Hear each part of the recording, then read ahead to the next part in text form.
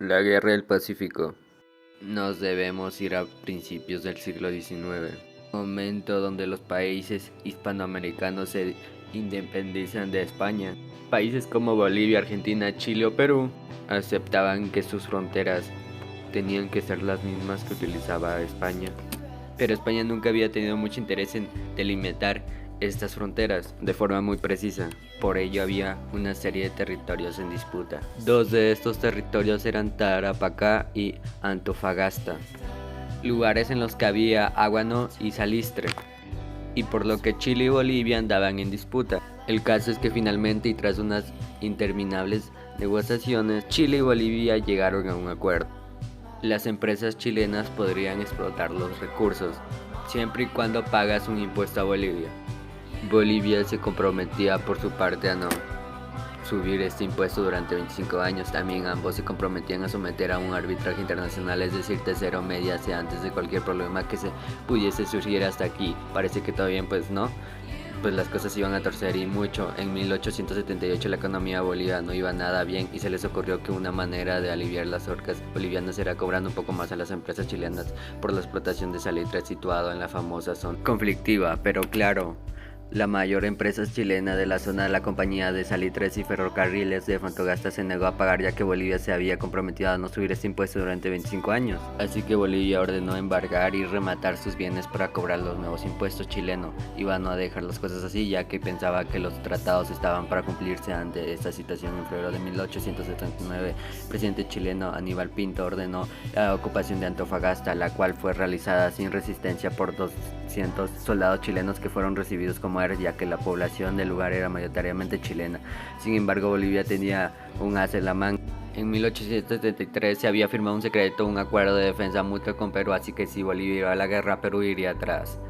Y así fue. Bolivia declaró el estado de guerra el 1 de marzo de 1879. Sin embargo, si es verdad que de sus primeras Perú no involucró, sin embargo Chile sí se olía lo del acuerdo secreto entre Perú y Bolivia. Exigió Perú que declararse su neutralidad, y como no lo hizo el 5 de abril, Chile declaró la guerra tanto a Bolivia como a Perú. Y Argentina, pues Perú quería que se involucrasen el conflicto, pero finalmente se mantuvo neutral. Una pena para los bolivianos y los peruanos, ya que si Argentina hubiese entrado con ellos en la guerra, las fuerzas aliadas habrían sido muy superiores a las chilenas. Ambos bandos tenían unas fuerzas muy precarias y una economía súper molesta. Sin embargo, el papel, las tropas aliadas Palencia superiores a las chilenas por simples matemáticas, eran más, pero Chile no iba mal de todo. Era cierto que tenía menos efectivos, pero también es cierto que oficiales estaban mucho mejor formados y tenían tanto mandos como tropas bien cultivadas. En la guerra de Arauco, la primera gran campaña de la guerra sería en el mar, y es que para luchar con garantía en una zona como el desierto de Atacama es fundamental el control del mar, ya que esto permitirá una mayor movilidad de las tropas, podrá suministrar mejor a los ejércitos y sobre todo bloquear la economía. Del contrario, Bolivia no tenía armada, así que Chile se enfrentó solamente con Perú. En esta época los barcos blindados aún luchaban codo con los barcos de madera, unas imágenes un tanto curiosas en el día de hoy. Claro, las fuerzas de ambos países eran modestas. Chile tenía dos fragatas blindadas, la Cochrane y la de Blanco Encalada, mientras que Perú tenía una fragata blindada, la Independencia, y un monitor blindado, el Huáscar. Los buques peruanos eran más rápidos, pero el blindaje de los chilenos era prácticamente inexpugnable para barcos peruanos. Chile, para ahogar la economía peruana, decidió bloquear el puerto de Iquique con el grueso de su flota. Sin embargo, gran parte de esta salió a alta mar para batirse con los dos grandes buques blindados que tenía Perú. Sin embargo, las flotas se cruzaron sin verse cuando los peruanos se enteraron de que el bloqueo de Iquique había quedado en un par de barcos chilenos, pocos potentes porque el resto habían salido a buscar, les fueron directos a por ellos, y así fue. El 21 de mayo será el combate naval de Iquique, en que un barco blindado dio muy buena cuenta de la corbeta de madera chilena Esmeralda, pero gran buque peruano, la fragata blindada Independencia, un callo tras una gran maniobra de la goleta chilena de madera Covadonga, la cual bombardeó a placer el gran buque peruano. De la noche a la mañana, Perú había perdido a su mejor barco y aunque el Huáscar dio verdadero 4 meses más atacando puertos, líneas de comunicación, incluso capturando el vapor Rímac que transportaba un regimiento de caballería, la victoria de Chile por mar era cuestión de tiempo. El Huáscar fue capturada en el combate naval de Angamos, donde las fuerzas peruanas en inferioridad nada pudieron hacer ante el grueso de la flota chilena. En abril de 1880, la Armada chilena estableció un bloqueo en Callao que penalizar a Perú durante toda la guerra. La guerra del Pacífico en el mar estaba finiquitada. Pero vamos a lo realmente importante, lo que ocurrió en la tierra. La guerra se dividió en 4 campañas. La primera de ellas fue la campaña de Tarapacá. Tarapacá era el centro de la economía peruana, ya que era de donde se extraía el guano y el salitre con el cual Perú financiaba la guerra. El ejército chileno comenzó la invasión de Perú el 2 de noviembre de 1879, con el que desembarcó de 9.900 hombres, siendo este uno de los primeros desembarcos anfibios de la era moderna.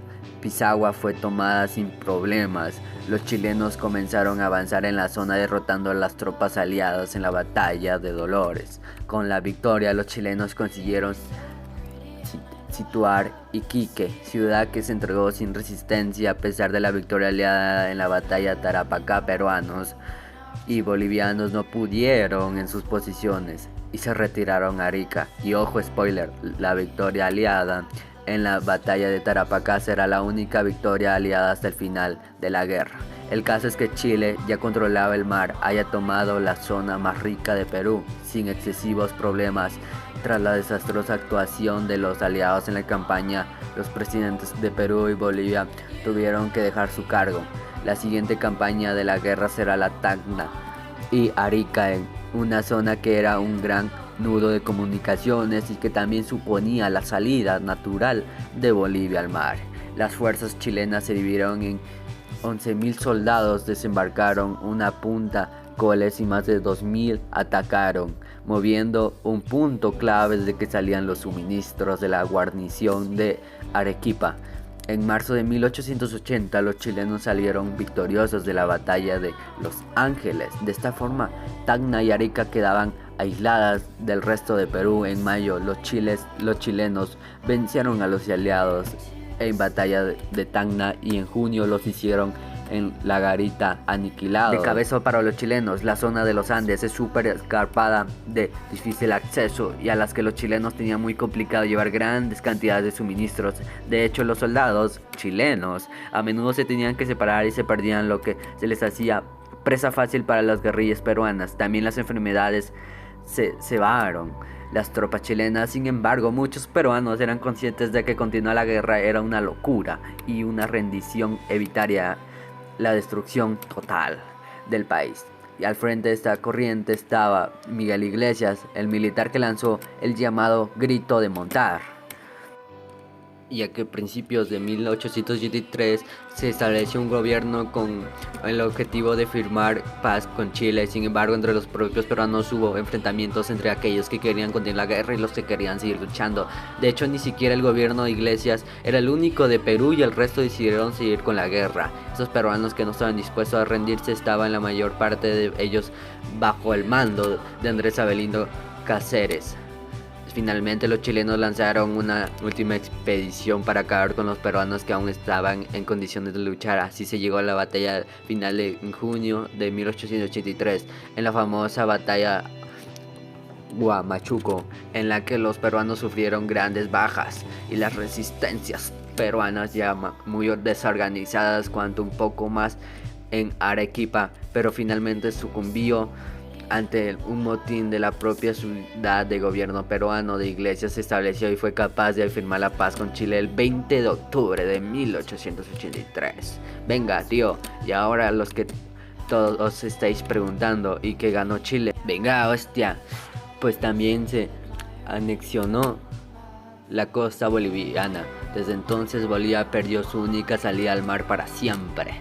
La paz definitiva entre Chile y Bolivia fue sellada con el Tratado de 1904 entre Chile y Bolivia. La guerra entre Perú y Chile concluyó con la firma del Tratado de Halcón, mediante el cual de la región de Tarapacá fue cedida a Chile y las provincias de Arica y Tacna quedara administración chilena por un lapso de 10 años, pero la resolución definitiva fue hasta 1929, cuando se firmó el Tratado de Lima, que contó con la mediación de Estados Unidos y que decidió que gran parte de la provincia de Tacna fuese devuelta al Perú, mientras que Arica el resto quedó definitivamente en manos de Chile. Así que Chile ganó mucho territorio, pero territorio del bueno, del que tiene cosillas bajo la tierra. De esta forma Chile se hizo con grandes depósitos de guano de élite y de cobre, algo que fue clave para el desarrollo del propio Chile como potencia América del Sur. De hecho, el salitre fue la principal fuente de riqueza de Chile hasta la Primera Guerra Mundial.